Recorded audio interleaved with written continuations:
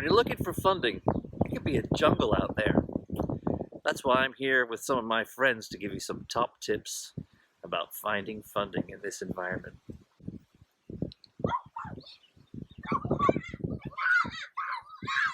I think I hear some creatures. Okay, so my first top tip is read the guidance.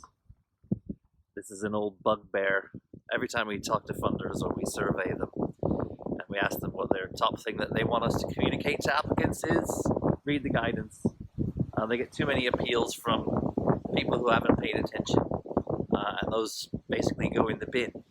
So, a simple thing you can do is just make sure that you read it and that you understand it. Sometimes it isn't that clear, let's be fair. Sometimes funders aren't very clear about what they're looking for. But if that's the case, try to ring them up and ask them, get some clarification. I think it's even more important to do that now, given that so many funders are now changing their criteria based on COVID. So you really want to be on top of the latest developments, whether they've got anything specifically for that related to the current crisis, or they're making other decisions.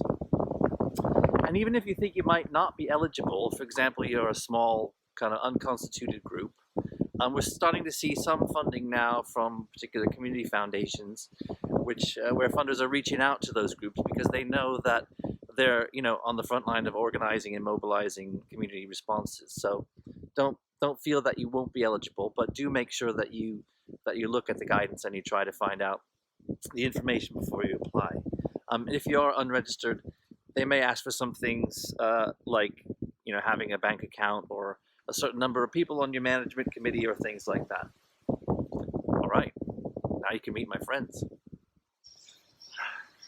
Hey, it's Stuart from DFC, and my top tip for surviving in the fundraising jungle is to make it measurable. What does that mean? Well, grant makers are increasingly looking to demonstrate the difference their funding makes. So questions about how the grant's impact will be evaluated are becoming much more commonplace on funding applications. Getting this right may give you the edge. So if your proposal can clearly state not just what you plan to achieve, but how you'll measure it and how you'll evidence the impact, then this could be the difference between success or failure for your application.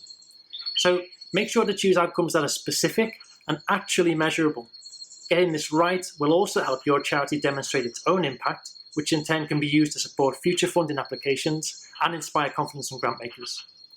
During the COVID-19 crisis, your main outcome might be just keeping services open or staying in operation. But if your grant applications can still show how you intend to measure the impact that a grant will have, that might just give you the edge in the fundraising jungle.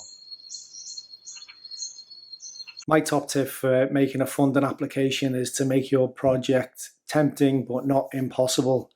Sometimes a project looks great on paper, but in reality, the timescale and costing make it unachievable.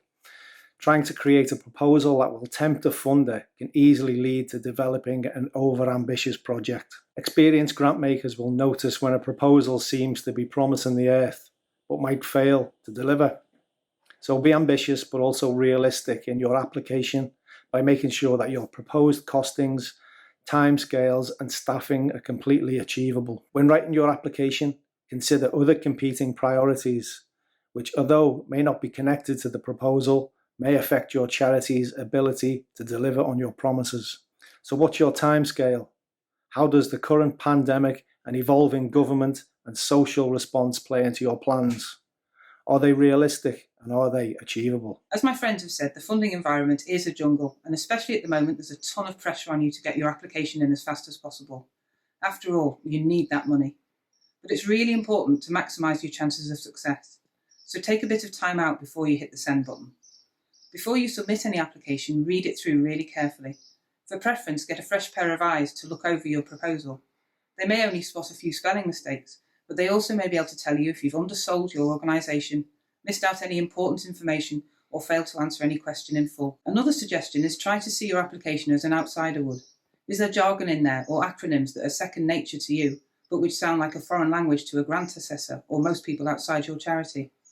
Don't include anything technical without explaining what it means. Some funders may also use independent reviewers to help them assess applications, so taking a brief step out of the jungle and making time to review what you've written Taking a few deep breaths and gaining some outside perspective, and then revisiting what you've written before you apply means you can weed out any mistakes or muddled language first. Competition for any funding during this crisis is absolutely certain to be high, so it's well worth making sure you give the funder no excuses at all to reject your application. Hi, my name is Non, and my top tip for finding your funding is to develop strong relationships with your funders. This is especially true now when so many charities are under pressure and events are changing rapidly. Remember, your funder is also your partner. They achieve their own objectives by funding you. The person looking at your application is also just that, a person. Get to know them. Working together and maintaining good communication is key. Establish a strong relationship by staying in touch regularly, sharing information about your progress and the positive impact their funding is having on your beneficiaries. When applying for a grant, some funders may ask for references from previous or current funders, so it's always good to have a track record of excellent partnerships. During this time, good relationships could be the difference between success and failure. I hope you've enjoyed meeting the rest of my expedition crew and learning about other top tips for finding funding. Remember, you can always find the latest information at DSC's website, www.dsc.org.uk,